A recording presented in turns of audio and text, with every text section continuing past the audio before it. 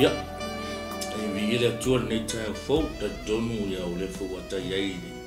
ni ya wanoa mo le amatai no ta po kalame por fa so fo ya la ya fion po ia le tu ya wala va se fa malu au fo i ma fa le ngango le yaso ya e ma le le se tatu amata se talo ya ya la o lo ma tu so fu o e fa va wa ma tu ya fo i le tai au lo ma tu amatai no ma tu po kalame ma tu te tartan noai au fion po ia le yaso te mau mātou wāna aulo mātou tua ya ma whata pena foi wana oni au ona whata wa ai ma ua le nei tai au wala au ilo mamalu malo mātou ngofie le yaso au umaia i lau whanau au umaia foi whaafonga lo watonu ui le yaso le tua sa au ni foi tu ina tus whaasoa yala i au afionga nanga pa iai lo mātou fisoso ansili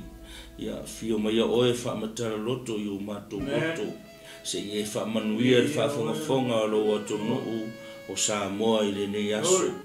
talo fo ya fitafe ya tu lo fa tu no ile ne yaso ya pa pena fa manuia tu le fa fonga lo wato no mato moa se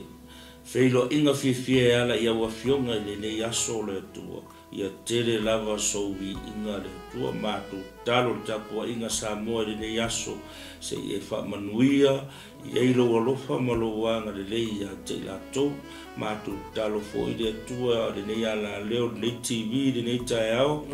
e memoria tua ile fe au por tala le o lo malo ya bala watu se e fa manuia le tua le po kalame ma ia fo ile tai au ya fio mai lo mana fa u le nei tai au se e so swani la fa na le nei aso e tele so vi inga no ma tua ma tua fo le nei tai au la fa malolonga e ale tino la fa na ai la se tama se tina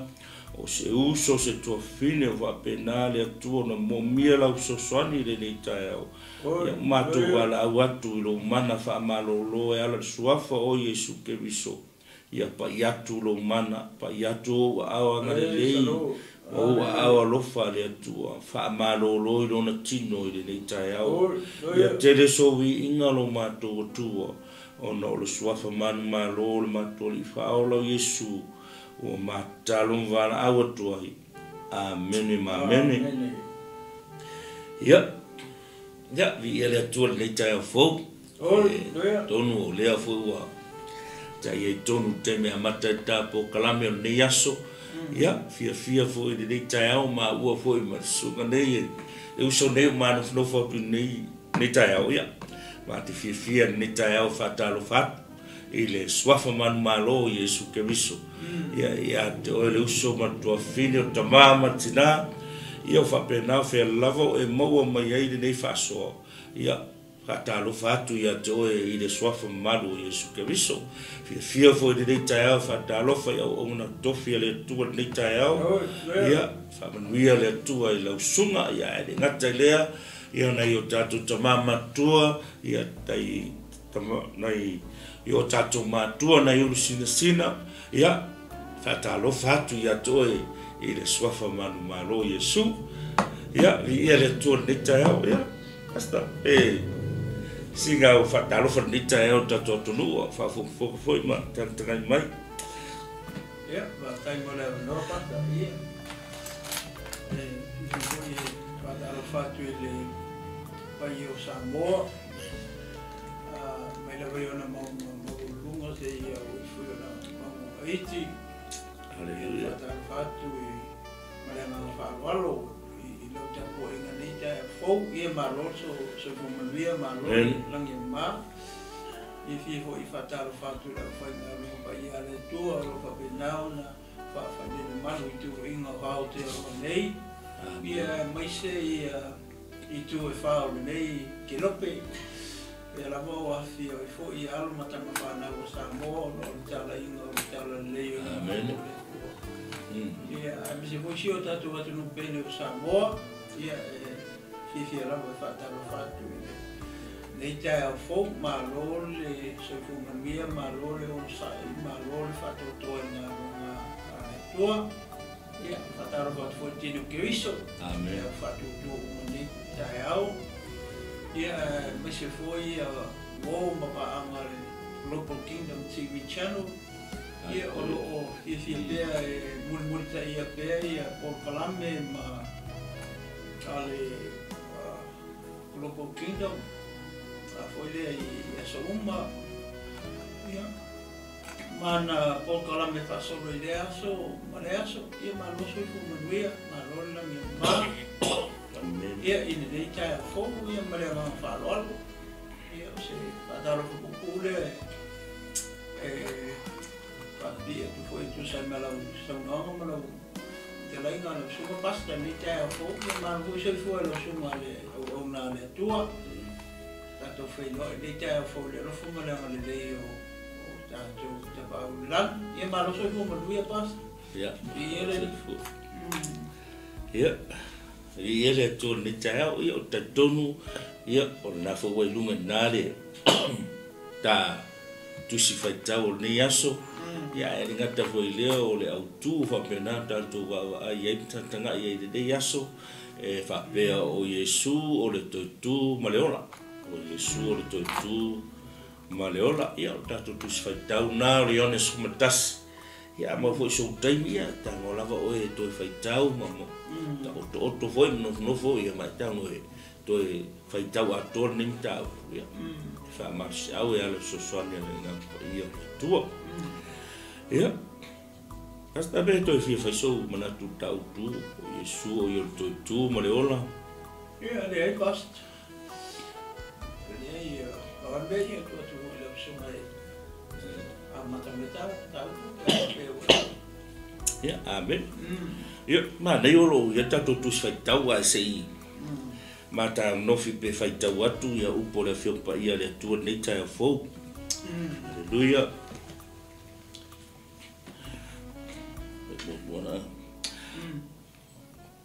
sama ide testangata o la salo le Betania o le aio Maria malona uso Mareta o Maria foi o le na u le ali i le u manongi o so loi foi o na vai i lona lau ua mai lona tō ngane o la salo o na avele o le fe au a ona tō whawhine i a te ia ua whape mai le ali ie whauta o lo mai le ua alofaina e oe ua whafonga e Yesu o na whapele o ia o le nei mai e le i u ina oti a ona o le vi inga o le tua ina ia vi ia ai o le atali o le tua ua alofa lava Yesu ia Mareta malonoso a toa mana salo ua whafonga o ia ua mai o ia ona nofo pea ai lea o ia e lua aso i le mea sai ai muri muri ane ona whapea tuai lea o ia i ona so ia tātou toe o i utaia ua whai mai ona so o ia te ia rapie na sei sa ili nei utaia e te toki ia toe i maa e te toe mari watu ea i ai ona tari atu leo Yesu e le o se furu ea ma le lua i tū lao leo a whai sa vali se tasi leo e le tau sua i o ia a wae wa ai o ia i le māmarama o le neila lang ai a whai sa vali se tasi le po e tau sua i o ia a wae le ai se māmarama i a te ia o whetala i atu o ia i aupu ai muri ane o whape atu o ia i a te lato o lo moe la tatou o la salo ai o te alo e whawhangu i a te ia o na whapea mai lea o so le ali ie a whai o moe o ia e ola o whetala Yesu i lona oti a ua la tau masalo o whetalai o ia i le ta oto ma moe o na tautino atu leo o Yesu i a te lato o oti la salo o te oli foi o na otou ina ua o le iai ina ia o tota tonu mai ai tatou o ia i a te ia o na whaetu leo toma o lena I ngoa ia titumo I lona uso aso ia tātou fo I maia tātou luoti whaatasi maia ia ngai o fuso kemi mo fo ai mai ko kango e to e tawa to ni mitau ia olo tatuwa vai ni fe au ia ole mai ola salo abas ia ole mai ole tangata ni ole ainga nei pasta olo va penganga ka ko vai kasi o bo mai ia Yesu ke viso le ainga nei ole ainga ngi magko foi la o ke ngere o leo Maria lenga ua vai o Yesu magko foi le belenga lenga u vai o Yesu le u ai so loi longa la ua ole ainga la le ia male foi ka ua foi le au le lo fangi o ka ngi o la salo Yesu ke viso e foi ninga mai la inga ni o se le o makangi ala vai e ma fanga kele ma fanga Yesu ma la inga ni ia le lai ua longo mai Yesu fai lo mai Yesu be le o kupia la salo ia era vai foi ni fe au ni pasta ka ye per ka u fa karkalanga kam ka o le fo linga mai o le mala mai Yesu le mere puia la salo ala e lava e pe kauti le Yesu le le mea le filho le leo que o la salo o le ala ka umai ma mai Yesu la ka umai ma o le ko e longo mai wa o mali la sa o ki la sa ya e o fai la va fa ga e ki le mea o ngolo fa penga la va i se be o lo fai lo ile vi ingole tua i ile tiri o tangata ka i pera i geire fai pumo bua e le fa pe mai sa mai le testanga tola salo le petania ia o le aile o Maria malonu so Marita ia o Maria foi o le nau ile o manon ma so loi foi o na mai rona lo ia o le ala e foringa mai o e lava kele le mafukanga ma le loa le Yesu ora inga ni ia ai po ka pelo sunga po aso mga kura o makamaka kamka ku ni kai ia tai mo le no basta ona o le tala nei e le o se tala fa ta oto o le tala le entusia yo o le mea mu ia na tupu ia le manino le lei o la salo ia maona tu fa fine o Maria Marita ia na we si la ne le utala le uma fa utala tu o Yesu o le tu maleola le mea Maria le tu utala le ya faita ma la marema que le yo isi veces si tala toale to le tapule frutas o le te si la mai o Yesu o le tu maleola e pe Maria ho le utala le kilo kala le na mo o ki la salo ya Yesu le nga o ki I kongo kala le Kalua kule o Yesu koe whaku mai koe whaku mai I le tunga mau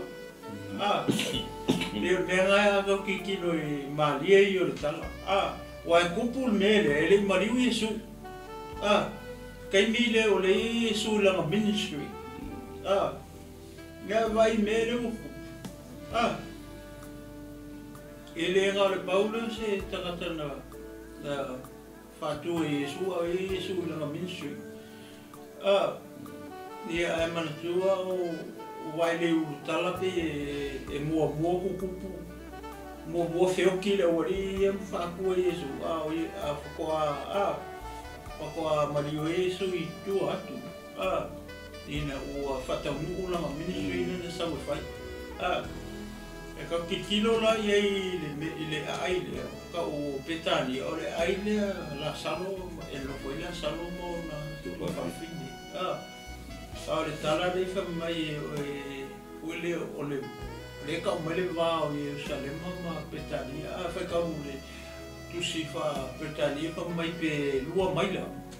le va o Jerusalem ma mele ma le aile o la Salomo na tu va fini ia le o mana fa tala tu fo e pasta ia Maria le Maria le tu fini o la Salomo Kama ye istu se singa le gospel. Kama ye fiku leke mongi nga o ese nga fa malolo Yesu. Ia o lea fa mai o Maria lea nga ia u vai Yesu. Kalamasang. Lea nga lua ku o le fale o le farosai. O ia Yesu ma le o farosai ia o fale o farosai. Le nga laku u vai Yesu le fango al pasa le nga laku mai ka kikilo la i me la le pe folinga mai close sai ke le maftanga Yesu ma lo vana i o na saloma o nga ku fa fini ale matanga le tala le fa me fa mai le wa ma ai do io o pela Maria ho le ba vai de tala pa ka ko ma ko fa le me le nga fa Yesu ia Maria le ka fai a Maria e kuri e seo ke mongi pe o le mea kou wala nga lenga kuri se awa Maria ma Marita i a Yesu e sau o ngongu ai kua ma ila kua ngange o la salo ia mangai ai e fe awa ai le i sau Yesu o i kau ke loa ai e foi lea o manatua o Yesu o le kua le tino e mo yo le tino o tangata o le kua a ka ku kilo lai e le fa pe a ka ku fa ku le kua lai o i o le lai o yo tara fa pe o fe a u ngi sa o le mai e sa nga ka ke loi le o se tangata le tua o le kua i le tino e kau ke le pule na kau ke le whakongua na le kua wai le wala pule le wheau o rongo wingo le mai o la salu ko ki nga inga ai le o whamakala mai e kuspa i e po le alko inga mai le mai la salu ai fōlinga mai fōi le o le e tinga ine le mai o la salu e a kako whai kau i e warenga whai anga oki ka oki wa ai le tala wa fai aku ia Yesu sau la wai lo Yesu ai le sau ai se le o Yesu o le tu le tino ele fai aku hoi le maku e fa penga le tu e fai nga kani mai le tu i o e ke mingi pa wakulo mga onga e fai nga kani mai le tu fo le fakali e fai nga kani mai le tu le ai e kono wa kani mai le tu o le yes o le no and wait pe o vai nga kono pa ka kilo la i o le wa la ku fe au e sau rongo le mai ki nga ina le ia la ku nga ge e ri sau iso de fa mai kala le fe un pa ia le tu fa mai nga fa ku wai mai aso e lua e lua aso fa ku wai mai ei le tu ki kilo ngai le fe un pa ia le tu e foi le mea e foi le lua ia kala o le ko le fe un pa ia le tu e ko po le me fa pe mga kuala kay mi le nga lua Yesu le Yohane fa nga lua Yesu kaya i marfingi sa Maria i lunga vai ele fa kuai mai vo Yesu ia so i lua nga e lua aso nga ngofo a Yesu nga ako kikilo la e fa pe nga mea le tua e kai me ti lei e le kose mea e kau ke le loa pe le mafuanga pe e nga le tua langa ki sinfia o i le melea pe o le kau mangingo mai i le mafuanga nga ti lei e le sa o Yesu le lua aso e fuala i le ke mile mo sa wo i su le mo fa so o longo winga e lua so mo ti le sa wo i su ia mai si so e lua ia le ka mu mai ia le fa mai fa so kan mo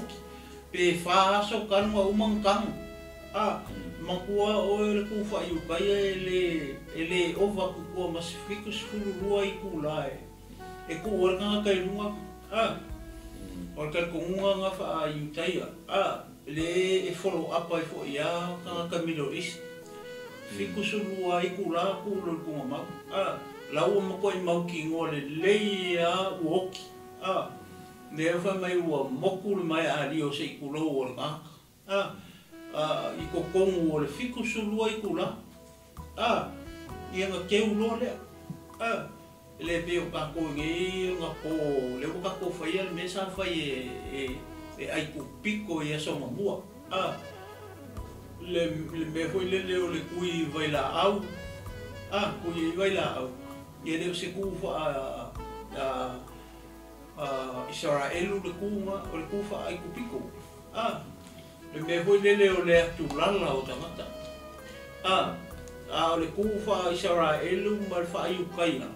e le fa pega fiku sulu o lo i kula ka mo ki ka ke ulo ia o le fa i kupiko le atu lala i ka ia le fa i ka ko wa pulanga ni mari u se si tu lo ia nga kuile vai la au pe ko lu fa so ko ake wa ki kilo la i le marai o tala le wala ku fe au a mangua o tangata ia o le pe ainga le ma Yesu le ainga le o fa pe a sa Yesu i le me ka petania e ke le ngafe i fa le la wana pe i malolo Yesu i ang malanga ho pe sa la fe i le ai le e a fe ala le ainga le o le ala kurisa o malanga se o kingi ia Yesu e la kulo ma ila tuangani pat o le sa fe pe o fa ia le o Yesu o le ku le tinu o le ale no fa o Yesu ale fa mai ale fa ke le Yesu ia vai nga ia anga pule ale tua e foi le longa kaimi manga fofo o ngala o le mea mani ele i le tala le pe fai kau i le ke maua pe o le i le ka oko ai le pe o ki vesle o le kala a ko le kala le o Yesu o le te tu ma le ola ale mo ki ai la sa ko fa ku Yesu ale i o Yesu me ka o le ki mar ko ku ka kilo le kala le le la si ko e fai ka la kiki ko ele foi po e fa past o fa fonga Yesu ona fa pe ele o ia o le mai ele ina hoti ona le vinga o le tua ina ia o le tali o le tua kiki lo le e fa fai ka o i o le a fi el fina ngalo Yesu i le fasoi kaule o mai ba ka vola fa ka fa petani mai le ku fa petani fa pe ole pat ia a le fa mai o fa fo Yesu ono fa pele o le mai ele ina oti o longa winga a koe ku si koe refresh le fas koe kaule o le mai o la salo e le oki e le oki la salo e le oki la salo e longa mai o le recent o le mafua angalea o le a oki la salo o le a oki la salo la salo e le oki longa mai le o le mafua anga kongu ale pa ko kilo le le fasfai kau ai o le mafua anga le po le pongai le o le a o ki la salo o mo le la le ka kala me va nga mulu o fai mai ono le vi ona o le vi inga o le atua ina ia vi ia ia le atali o le atua ko whalonga rai o lea onga o le vi inga o le atua ma le vi inga o lunga kari o le mafua anga kongu alea o le aoki e la salo o ngisi upu o la salo ele oki longa mai lea ele oki la salo e longa mai lea a ka kilo le kusinga o le foi upu lea o i lea pe e lea fifi mai i le fasfai kau lea ia le mafua anga o le aoki e la salo inga ia mau se vi inga o le akua malonga kari ina langa o le Yesu le king o le whailanga ministry ai baba ai pe o whai ko mo ki la saro ko ku ala so fua Yesu pe o le mali le o le kala le ma le story le ya uia o le winga la tala le fa pe ma kala mo aku ma mo ma fa pe ma o Yesu akoko ngai Ye Paulo se me so ngi mai fu le ngole tuwe ya ma o ma ke fa so aku. Ia fa pe ki ko anga la foi o ye te fai tau. E fa ilo aku foi la ele tu ma le nga pa ia ke oi. Se isi me fo aku le me le ma fa so aku. Ai pe yo le foi upu le. Ma li el foi upu le ke. Ku se le o ki la salo no ma. Ai o wala ngei nga ole oki ia la san onga ole vi inga ole tua ma le vi inga o longa kai o le mene lua onga ole moku la o kamaka mo ka kayu kai le ka faso solo kwa le ia Maria la Marita vai ole me mua wa renga ole oki ala sa le oki lo mai o lo vinga pe nga se furu me le nga mo ai pe ile ka ke lo ai le o se mai ki ngai nga foi la pe o fa ku mo o vinga o mai o la sa lo ile o se mai e o ele oki ai wala la nga oki o mo fa fai kaulia inga ia vi ia ile tua ia malonga kari o le tua le fiole la ia malonga kari malakari o le tua le ia I mene ai sia le anga o ia le langa ia pe fo minga mene le langa ia pe fo minga le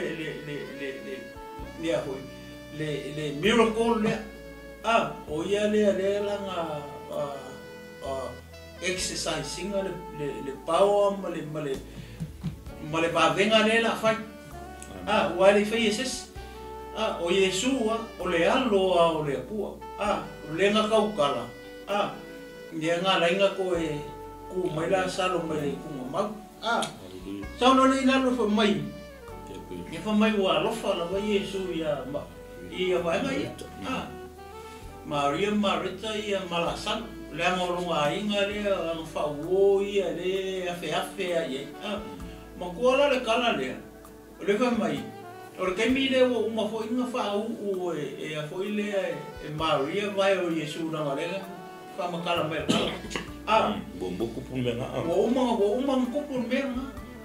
pe kasi le wala ka ke lo le nga lenga close ke le ia le relationship o Yesu ma le ai langa le fa makala mai I one le kusi mai onge na me le fa Maria ia Yesu ala kula Yesu yang malanga e afe I pe o longa inga manga fa ui amen pe o me le fa makala mai ia o fa ponga o ia o mai o ia ia ona no fo pe ai le o ia e lua aso I le saia le ana o pe o fa makala ku le o ala mo le fe o fo ale Yesu e lua aso o akikilo la I foi upo e fa usa ole mafuanga le nga lainga nga ngofo Yesu ia so e lua ta kilo le kala o ngau le mela le ka penga Yesu la fai la kupu si o ia ka mai ai mo si le fia le tua si le fia Yesu si le fia Yesu le mele la kupu ia foi le ia la salo pa kilo foi pure fa sa ni Yesu fa ke pagan kai le la sa ni Yesu pe fom la le mele amen ka o le koiku koiku o tanga ta o ie Maria i o le tala mai mun ane ona fa pe to ile o ia yon so ia ta to o i utai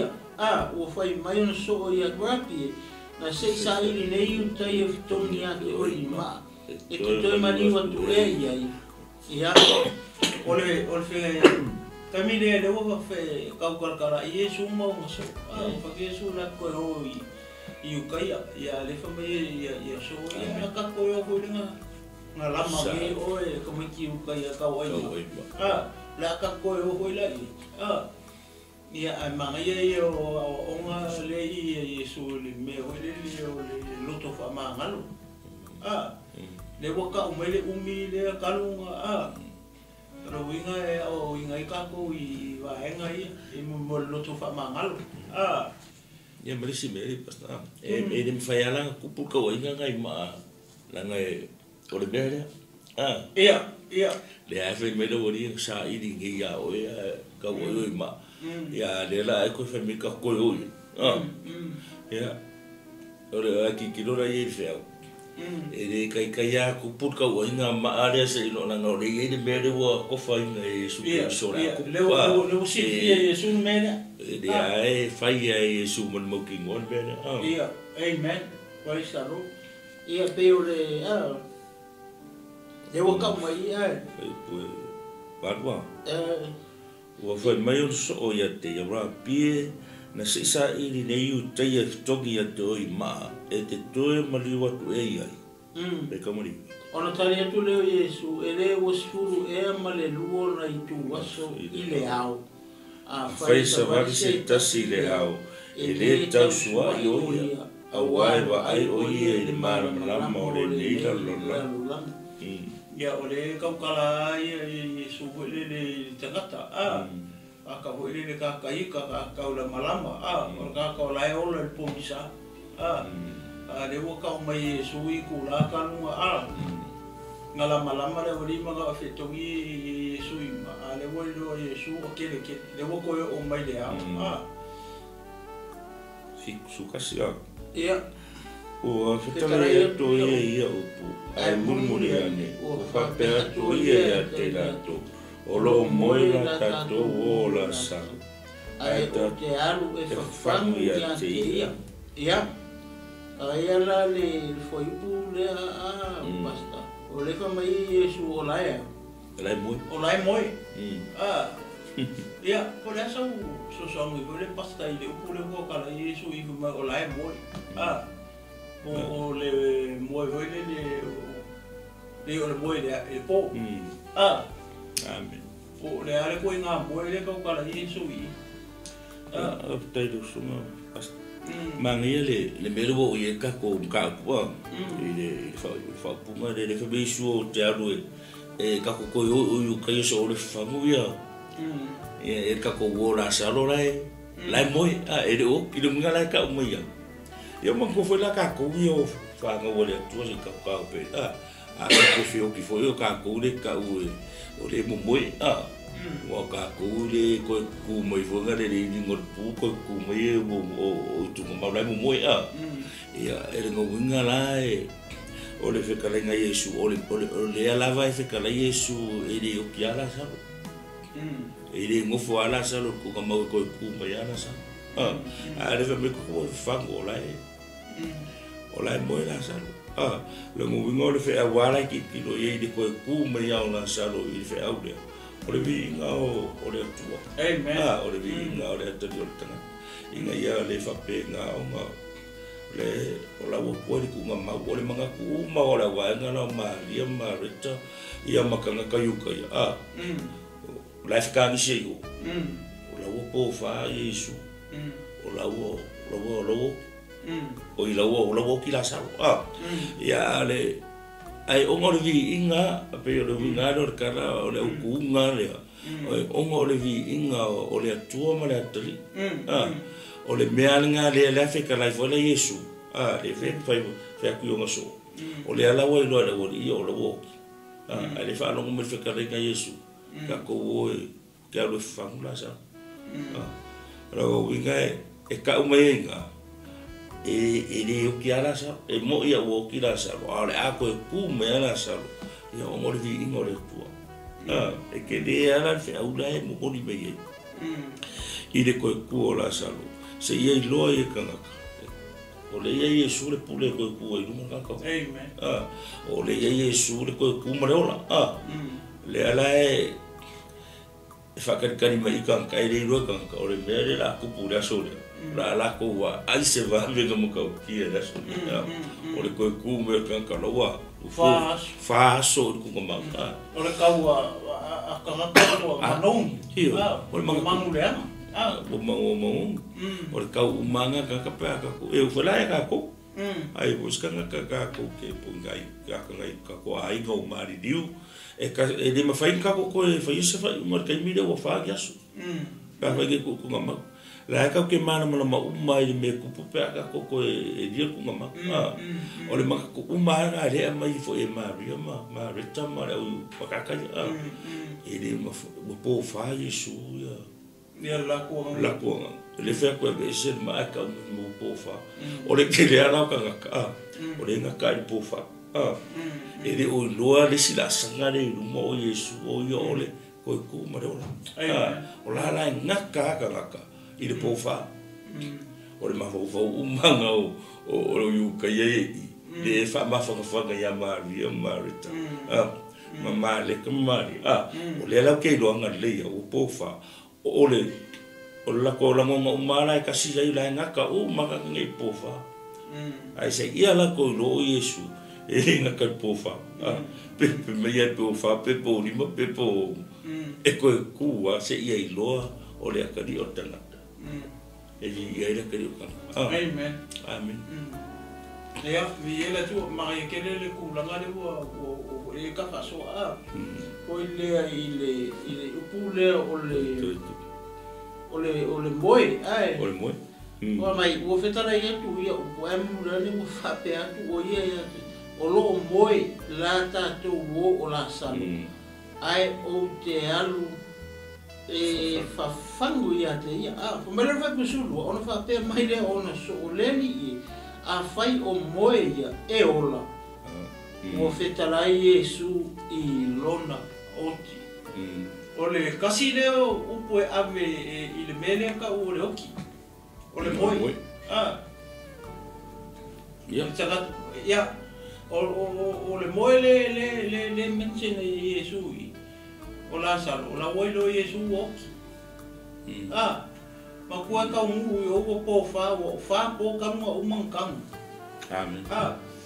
o le fa mai Yesu fa ye fa mai o lo moi la tato o la salo ai o te anu e fa fangu ia te o si da fia le Yesu o ki la salo le ala o la inga fa ya ku yo so ia ka ko o lo e fangu ia ka ko o la salo o le fa fangu le ile moi o le moi le o mala mai le so pa wale moe le mala mai ia so le moe le malo lo e moe pe mere ta te moe po moe malo no o le moe le ka kala I walking ala sa kasi na le upo amile I le mele o le oki pasta fa na isu nga fo ngale mo te sa no ia pa mo lo maka upo fa Bon, moi, tu sais, nous t'as fa. E. T'as fi. Vai foi com o colo lá no escuro, mano. Sukuru mara suwa. Ngai ka ulu po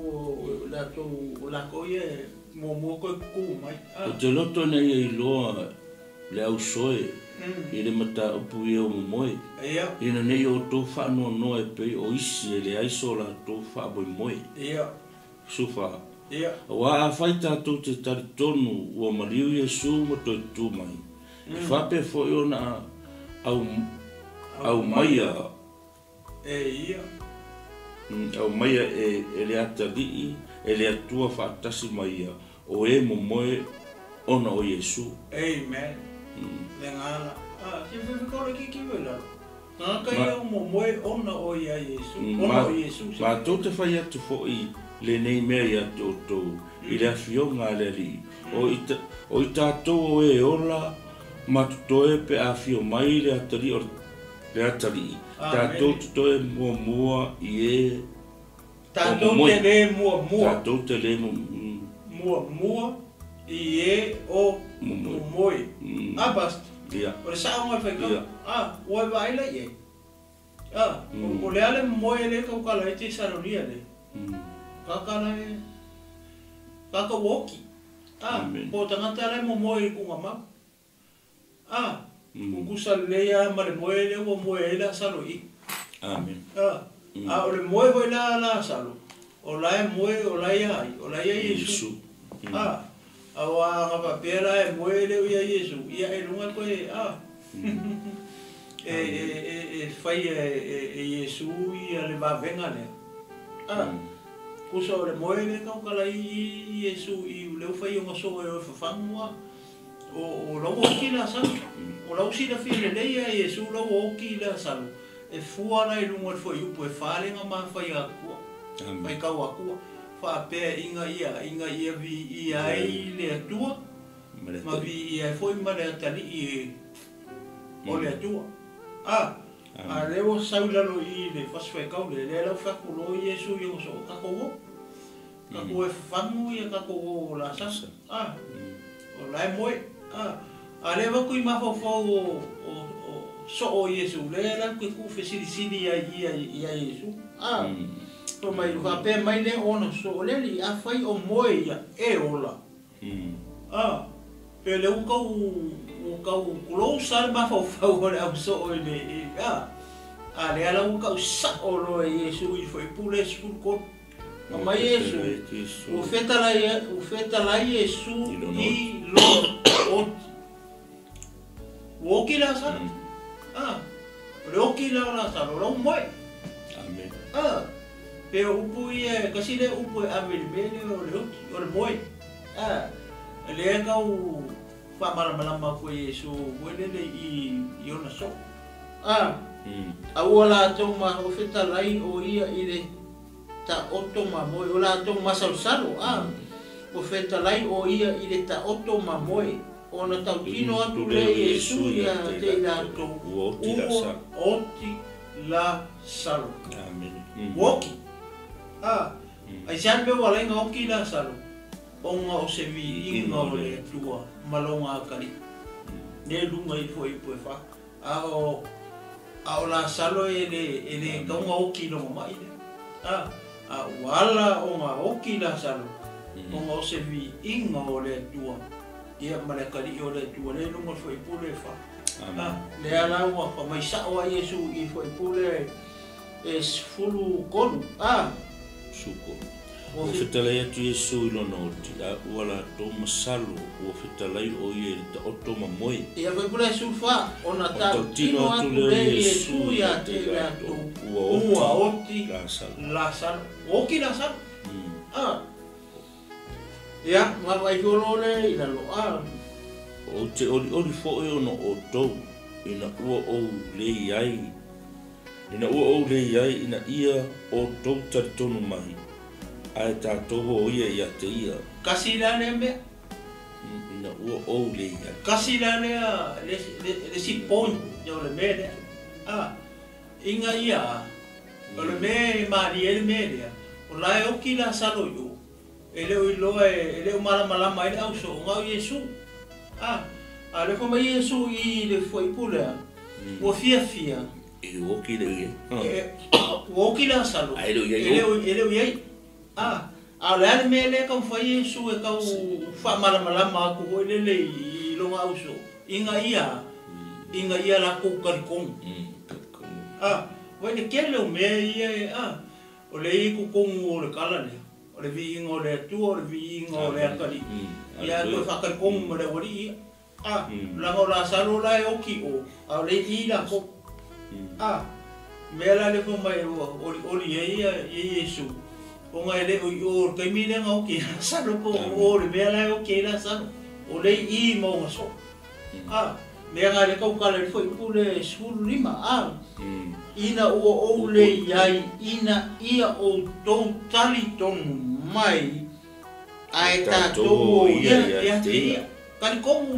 mai ia Yesu o ia o ka kovolo ia o se fai ber se ka ko le fakitilo o ko le na ko le son ngi amen ya era lo o ya tu le toma o le wengoia titu ilona au uso a so ia tato o ina ia tato o ti fatasi mai vai pe ese alma fo ia e vai ese alma fo ka le toma o le oki o la salo le oki e me o si la fia Yesu wala o ki la salo o se vi inga o long ka mama ia I lalo ngai lua inga ia karikong wala wali a le o ke mo fia o ke ko ai makoma ia mai si o wali o le auso a le fina ngano nga o le tua mai Yesu pe o le winga nga a pasta ka ia la I bere o ale fai mai le di de ia ka ko o ki fa ka si mai o ngo le na o le ma fa wara wori e le bere sa ile yu ka e ka o Yesu ma ale o fa me Yesu ani o fa ku la sa ale o so mai ko ma ya ka ko ia ka ko ki fa ka si mai o le fa ga I le o ni o so yo nga uso a uso ko o ka ko ki fa ka si mai so le ma fa ga yo le puyo pai pe rispai punga na lo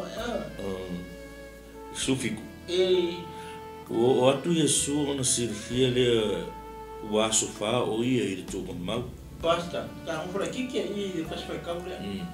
e o mere ka mo me mo foi upo e fa ele o ki la salo ai o se vi ingo le tu ia malakali o le ku ale o sau I foi upo le skulfiku le fo mai ua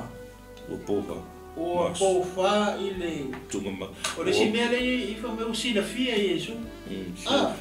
o atu Yesu o sirfia le o a sofa o ia I le tungama mai le o sina fia Yesu a ka ki no fa upo fa e fa mau ia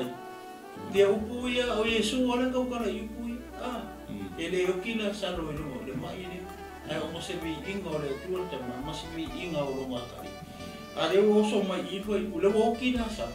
ale fo me foi upu le wa o si le fia Yesu o pofa ai le ka ukara mai la ia mareta ia Yesu o fa ku Yesu e vai ser ma amar ku mama ai o so mai lo ma o so mai ia foi le kofinge o la salo ko mai Yesu o pofa o mangong aki kilo I le wale fa masi le fia Yesu o la o pofa ia amen e ron ku ngangi ile ku mama e o manga ia la le fa so lo ku ka pe le ma pala o Yesu le tu maleola a ko kule e lo e tanga yutai ke lo le ko kule ka ku mo ka yupai o le aso ngaka so le ko I kuore io la ka ku I aso e ngata ai ko ku ma le lo ai ku va fini o la sa ala ke le lo o Yesu ko ku ngeia kupu ngeia le kupu ngeia me pero me gale le ma fa un tala to I va pe ale Mario kala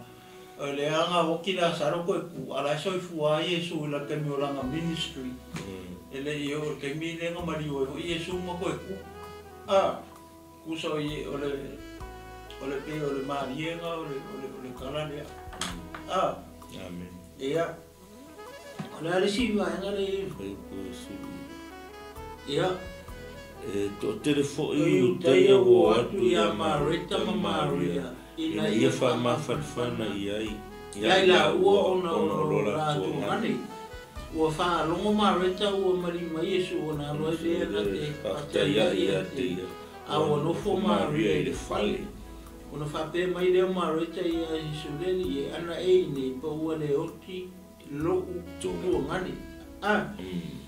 ai ile la vai idea o ilo o mea uma e te whatonga tua i rea tua e fo ino mai e rea tua ia te oe ia e tara ia tu Yesu ia te ia e toe tu mai lo tua ngane o fa mai Marita ia te ia o ilo e tu mai lava o ia i le tu i le aso ngata anga lea la o ia la e min la ko ia ioi o e loa e utaia ia le toitule i le aso ngata anga ele umala malama ia utaia i foi le ia Yesu ma le toitule le fetara ia Yesu i le la faso solo i na lo i ele karikomu ai ia pasta ia iso e punga ko no sunga ba o le ke fai pure o le toitu mane toitu mai ro to ngane ia o le mane o le mele ka ko ia basta o le kosonga me Yesu o loko o kangaka uma e le kosonga mai mare ka wa fai mare kosonga mai Yesu o loko kangaka uma i le mele me o fetale tu Yesu o nei o le toitu mare ola me o le fatutu mai te e ula mana o tia ola la mai pe la fai upu mai numa na fai mai o fai mai Marita i te o oilo e toitu mai lava o ia i le toitu i le aso na tanga ala mo fai ku dunga Yesu fe puru e ko ku mai lo ko ngani ai o so mai ia Marita io sa o ala ngole e ko ku mai kai mira i la songa tanga ole winga langa ole fa ko i ko songa me Yesu o loko kanga ile va venga le ma me le ko pia la sa ole e ka fa Yesu e mai loko kanga la kilo ai poi ia ai le lo o kanga ka le kana mo o ia ngari pule o be mai ia amen ola e puri maka ia kanga ka le aso o le ngaka anga e fai ele ko ku le ai le o mana mama le ka o le ka ngaka le kana ngo o le ia ke ia le pule le le ku o le e ma fai a mo fai ku ngenga ia le le ku punge ia ku punge le la e fai mai lo Yesu se ko ku ala fe mai ia e ko ku ai ku la o lo e ko ku la ma ki ngo i la sona ta wa la ma fuka ka bla ku me Yesu wa la vale fe mala ma ka yo ma fuka ki mala lama de o le pere o Yesu ka ko lo fo me o la wo o la vo la mala lama la ko i le ko nga ma fuka ka de le va la ko Yesu ma la sa wa de la fe ma ia sa ko o wi lo ko ku ro ko ai ko ku me la kai mira ai ko me le mo o Yesu se ko so mai lo ko ka kai mira o io ngeia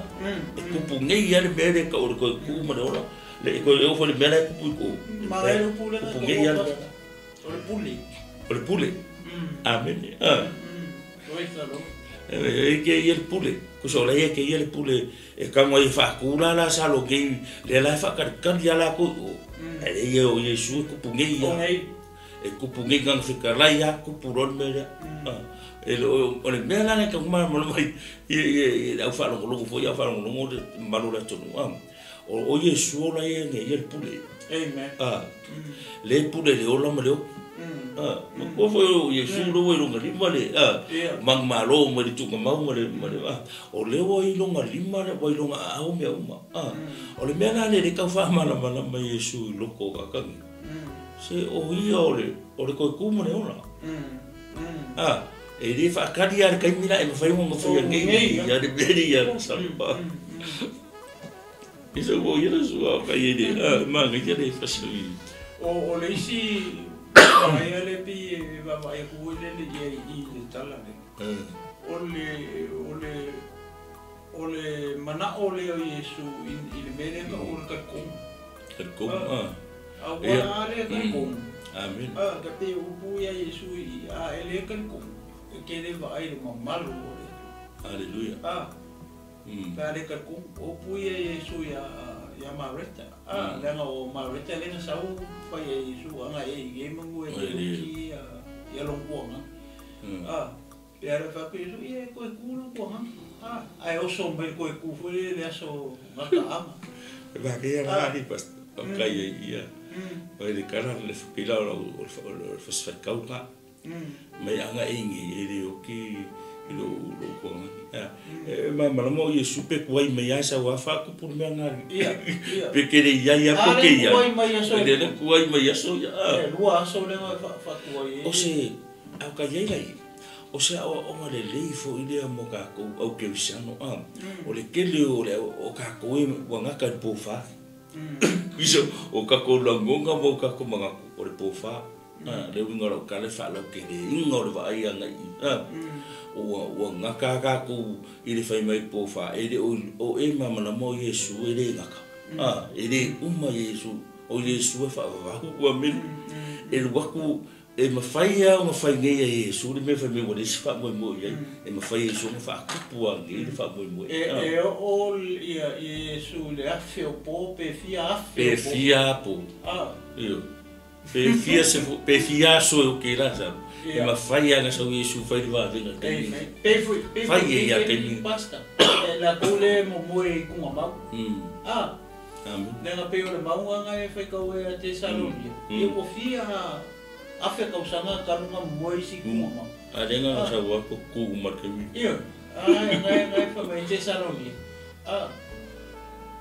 ya ave fa mera wa ngai e pofa a kilo ka kara de ka kala te saloni e o fie se fulu amen ya po fie se fulu po iyo ade nga war kai me ko kuma iyo o i ka ko ke lo sole o lo ia Yesu me uma e o ga yo ka ko ola marka ko fai mai ka ko uma ma lo fai mai o le se si o la sanga o le se si o ka ya o ya nga ele ai fai mai da o ma fai mai o pore tu ni ka o le ai e ma fai Yesu ko fai ni si am ka fo amen ele nga ka Yesu po fa ele nga ka Yesu po fa pe po ni ma pe o pongo o la le umi e ka ku ma o e lo ia Yesu le pule o meu o lo Yesu le manga o yo le tu o ele se me fe nga ka ia so se kengi e fe ka la e fe ku po me nga le ala manga ku fa ka ka le fe me o po fa manga ko le tu ele nga ka ye nga ele nga ka Jesus po fa Yesu le ka Yesu e ka komu na va ele mama lo le tu o le sila me nga pe o le ka o le pu ka komu le ele nga ka komu ka o le vi inga le nga mga o Yesu fa ku pu me le nga ia le tu ia le ka ka se ye lo e ka o le nga ma ko fo le ka o foi mai Yesu wa le nga sa i se ka ai le usa i la le nga se ko kilo le usa i de la nga i ta fa penale i kala pa amen e ka yu tai ale i ka ke lo le fa i mor kala aleluia o i nga ka ko mois o si foi ka le nga o ka u for sai mo ku su nga mere nga fa Yesu i le va venga aleluia al ma yo le aka o le mere pe o nga e ka o le aleluia o le pe Yesu o ia o le to tu ma le ola Longo vinga o ngia skapa ka takude. Ia ko fe se mea o oki whare ngangai po moe whare ngangai. O le ale umi. Karu o ngai moe I ngai. Hallelujah. I kui ngangau ma le o le elo soifua I whapenga whi mau. O ingai kako. Fia sfuka usanga o kako moe I kui ngangau ma le ngasalam me. Fia sfuka usanga. E mawhai ngei Yesu. Yesu aka. Pe pe a kako karikongu. Karikongu ia kako karikongu ia Yesu. E koe whaakula ka koe Yesu ngei ai asomi. O le ale umi nga kako momoe mai ai voi lea I kui ngangau ma le angasala. E le vai ia le tua whapenga. O le kaimi ana ngei kako ke karikongu ai masara mo. Amen. Kaimi angiwe. Koe whaakula kako Yesu ngei le asomi. Ele pole Yesu pe fies fulko sanga kako momoe mai kui ngau ma le angasala. Kaimi karikongu ai masara mo kari Yesu le asomi. Kaimi anga koe whaatuku kako Hallelujah. Pe o mea renga saunga koe pasta koe amaka sisi amaka ngafo. Ia Yesu. Yesu. Basta. Ia. Koe si vai pua. O lua lima. Yesu ia te iau nei o le toe tu mareola. O le whaatutua mai e ui lama na oti. Ai ola lama ia. Ia. O le ngā. Whaatutua I le atua. E ui ngā oki. Ai ola. O mwinga la o le oki e ngā ka whakua po le moe e ngā ka whakua ea. E ola, e koe ola. Ka aka ngā whakua. Ia. O tangata ola o e whatutua mai. E le oti lava e o I le whaamawau. Lewa lamu koe e kaukala koe ala le uku leo le whaatutua. Neva mai o tangata ola o e whaatutua mai atia. E le oti lava e o I le whaamawau. Po ua e tari tonu mai ea I le nā mea. Le whaakokua. Marikari kongu. Le o mention mai I Yesu I. Amen. Marita le ngā laku whai ai. O kuara I Yesu I Marita. O le whaakokua. Ia marikari kongu. Ia basta wale Yesu I punga I naro pe ia. I le... Lufufiku. Lufufiku. Ona whapea mai lea o ia Yesu. I oe le ie. Ua o taritonu lawa o oe o le keriso le alo o le atua. O le maniu mai le lalulanga. Ia lufu walu o ia whai mai nā upu. O nā alu ane lea o ia mawala au le mui o na uso maria. Ua whapea atu. O mai lea o wala au ia te oi. Ua whalongo ai o ia o na wawe Tūre I lunga. Ua alu ia te ia. Au Yesu, e rei mariu ane I le ai. A ua I le mea na lafita ia I mamareta. Ai. O tangata I utai fo I sa I le whale mai ia. Ma whamawhana ia te ia. Ua la tō ai atu ia Maria. Ua wawe tō I lunga ua alu I whafo. Ona muri atu leo ia. Ua tō ia te ia. Ua whapea ane. O le aru ia I le tunga mau e tangi ai. Ma kore kami le roho umang kangula saro. Ia. Amen. Whapea la ka kaiuka ia ma. Karongo mangisio le ainga. Ainga Maria ma. Marita ma la saro. Isi ka ia le ngā kuiuka ia koe whamawhawha. Kami le roho umang o la wale kunga mau la saro. Whapea la ka le ainga. Ai e kuulunga Maria. Ai anu kunga mau e anu e kangi ia. Ano, ka longo ia Yesu. Ioi. Ale lo ale ai le o anu kunga mau le rana sau I a Yesu a ranga le whai aku longa uso longa sau le awa. Ia, wa ai lai. E kula e. O foi Maria le mesa ia Yesu o vai mai ati ona fa pa u mai le o ia I ona mai o fa pe mai ia te ia lele ia ana he nei ko ua le hoti lo tu mai aki kilo ngai kengi ko lua e mako ai ese ale le va ai kengi ia Yesu aki kilo kengi le o Maria malanga merenga fa ia Yesu ngalua ina lo vai Yesu malanga fa al pasa ho ile ai ko so loi longo ole ata ole tangata ho ile loko mawana amen haleluya wale saul fingere sa Yesu la langa mele o sau fa o fa pa u va Yesu ole aka ole worship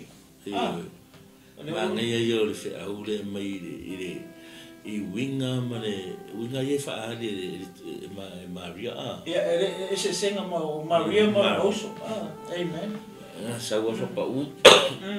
ma pe nga mo se au le mo ka ko ia ka ko mai no mo Yesu ka ko mai Yesu ia ka ko ro ka ko ilaro ia ka ko ilaro le aka ole ka ko mai o ka ko kuri vai ole ko le lo fa mo lalo Manga ia la monga de pa de Maria Miguel ongo apasta ongo ka kan ya le Maria yo ni fe au ia ongo le sa Facebook kala ai fa sa mo e se manga yo le ni fe au o mo mai ile tala nei la saloma Maria Marta la ko ngelo la saloma amen ke lo temita tu te manato I fa bea wa le se sila sanga ka ko fa bevo e fa fonga mai o le uso tu fine ta marti na nga wa e ngofo ale nga o so fu nga man nga la fa bea e le ko ia se si o la sanga ya le wa o mai le fion pa ia le tu nga ka e le nga ka Yesu e alu uma le poto tanga ai maka ale tu alu wa ile vai de mangaku ya tanto fa me pofa ngai ole pura o waka uma yenga de la ngonga riko o maka ui o pofa Yesu ele ko Yesu sime ko fai al fe au le me ga ko ya de que de yo tato roto ni aso o Yesu o yorto tu maleola amen o Yesu o yorto tu maleola e Yesu e maka ole meu e fai me le se me e fai Yesu nga fai me nga ia e fa kupu ngai lava e ka ngu ngai lava e va ai ngai lava I mako o Yesu fa pena o me nga taile lo o tangata ai maka po lo le ko amen ia ai ke la le fe amoka ko sa mo o foi o ya lu tutte faiva ia o nga luenga le nei aso pe te no for fale o fe lava le meo lo o Yesu ke so ele nga ka po fa o io le to tu maleola a mila ku ka wa uma a maka ku ngale amen ele naka o le Yesu le ga ku ka po ai o le Yesu o lo yo ma a o me uma o le oti maleola le a o Yesu ke so o le pule a o ko la ile lima la ile a o Yesu o le ana se me o e fa le kongo e vai ia lo sulu aku ya a o Yesu ke so vai su enga Maria to Yesu anga e o le aka foi nga o kako e se sika ku ke sulu sa ili o Yesu ka amen o nga o Yesu le tali o vai nga ma o kako fa le kongo ia o nga o Yesu en fai fa kula ia ka kongo amen praise the Lord haleluya ya sta pe ese se ko fa popo ia ile ai ma ngia ka ma ta ku amen o Yesu o le tu maleola o le me ka ua o le tato fatu tua pe o kunga lenga ka maua kungi haleluya o le fatu tua wia oki ia koiola ia ma tato tatonu la tato telefon eu punga lu le ko dia fa ko Aleluia. morning fa mau Ko fala ari pasta ide bede ka o Yesu ka o ga ka ko nga va ia le mamalu le tua ia desfoinga me le mo ka o ela ko nga I lo mamalu le tua nga e fi nga o pe ka o mo ka ma ho fongo mo ka va nga fa de ko la ka di ko mu e ka o al menga le nga o ya ma ria o Yesu ya ma vio ma o ka ko Wai mai mau ngai me uma ai maka mai fu me kan mai ya ede ka ko mo ede mfai ngai ka dia lo ko amen le wa o mai da fiong pa ia le tu me Yesu ya marita me ya marika wa ngai ka ko o nga e ia le malu le tu ai fi lo malu le tu ka ko mai fa ko nga o Yesu ka dio le amen pasa pe au Yesu ya toma ia koma mo te morga ka whakakunga ka kongu mai se longa e kango e onga lima o i au Yesu ia maro ai ku ia le ala whakakunga Yesu ko Yesu ia e leva ai tanton mai pe ka ko anga ku pula le mi se ba ku ba ia Yesu kan ko guai vai o le tatou fōlauga ma tatou I tonu o le ekalesia akewisa ia o tatou tagata faatuatua o tatou foʻi tagata talitonu o tatou talitonu ia Iesu ma na aʻoaʻoga ia ma mena sau Iesu tapena mo tatou mea uma o lona maliu Lona toi tuma, lona toi awhiwa e nera. Le ala kau ki whakarikari le aso. O le si tianga. Si kia mo kuai e ka le si a ki riso. E to e tūle na mawhaita ua tu e kusire o te Salonia. Na mua ama koe kumai e oki o ia ki riso. O ai tangata na, tangata whatu. Ia ma tangata taritonu. Ia whaila e o mareuti malawala au e kere whakukuma e de karikuma. O longa unga e kere kūr koe kuma. Ke kūr koe kūra wha mai e tani elu. Koe kumai si le manguia, ai koe kumai si le whasala le tu. Ia, pio si au lea koe sasongi ku pasta i le tamtafu I ele tua I tu lau lesu. Amen. Ia le tua e te lo se fe au le mo ta ua sa mo ni yaso ia lo fagia ia te to lo ina ma oi ni yaso ma manuia foi le tua i fe au mo tu te favor ni yaso ia se ta to fai se talo ia oi no ma tu tua ua fai wina le nei fa so le nei yaso ia o ma tu foi mai ia watu lo inga ia fa manuina oi lo ma tu tua le atua mai le vavau e o le whavavau. O le mamalu e pa ia o e lo watu o tua. Ia vi ia lo suafa i le tau au. Fo iatu lo vi inga, fo iatu le whaftai ma le whamanu ia te oi. Whaftai le ne yaso o nganga pa ia, i lo whaatasi mai ma whaapapena e anga le lei ne, ia I ma ua i le nei tai au. Mese fo i le whaalongolongo lo tonu ia fo iatu lo I inga ia te oe le atua a tia o matu tangata si tia lo suafa lo matu tua I le tai au talo fo a fo se upo se ngana se talo le ne yaso o le tusa ma lau whaafonga ia whamama whamangalo I ma ua I le toto pa I o Yesu Keriso talo le ne yaso whamanuia I whaafonga Samoa tuten whaiva le ne yaso ia taitolo ina I la tau I logo lo whatu noa ma lo wanga lei au le ne yaso ia marutia whaatasi mātou lo mātou tua whamanuia le ne TV pule le ne TV pasta mai ia whapena na iai pia le loto au na le tu ina tu le au na ya wa la bartala le le yo lo malo fa manuia le nei TV mani ala leo lo matu tu ai tele so inga ya o le talo lo matu tama e ala tu le suafa man malo lo matu li faolo Yesu Keriso matalo vala au tu ai Amene ma amene.